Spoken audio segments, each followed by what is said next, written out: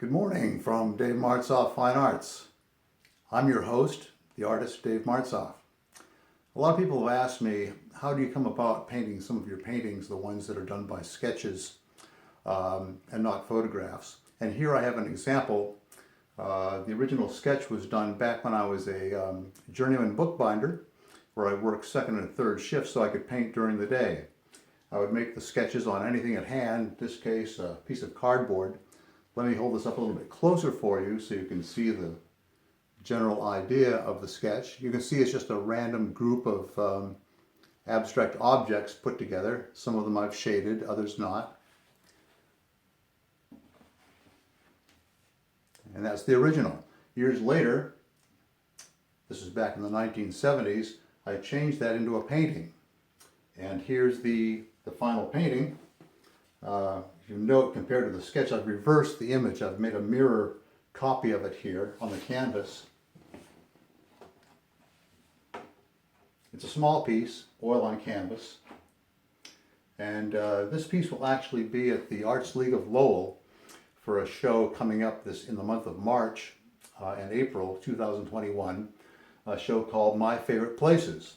And deep space, because of my love of astronomy and cosmology, is one of my favorite places. The original title for this piece is Herculean Construction in the vicinity of Globular Cluster M13.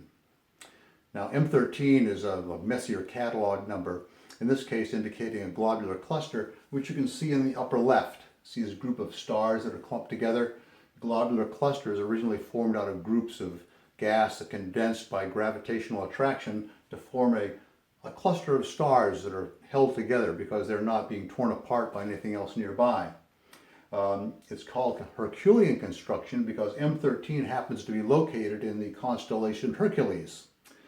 Today it's just called Herculean Construction. But looking closer at the piece, let's examine the lighting.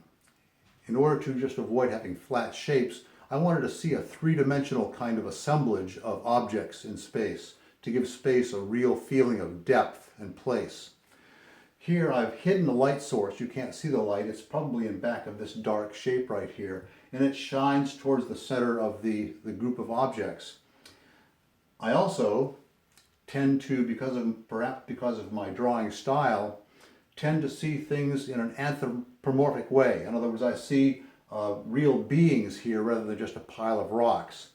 The central figure to me has a head with an arm outstretched to the right. This actually looks like sort of like a Donald Duck kind of character viewed from the back with his nose looking towards the object in the center. And if I pull this a little bit closer, you'll see some other shapes that I see beings in. For instance,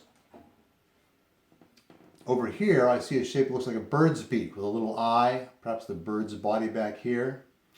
Over here is another shape that seems to have a nose and perhaps an eye over here.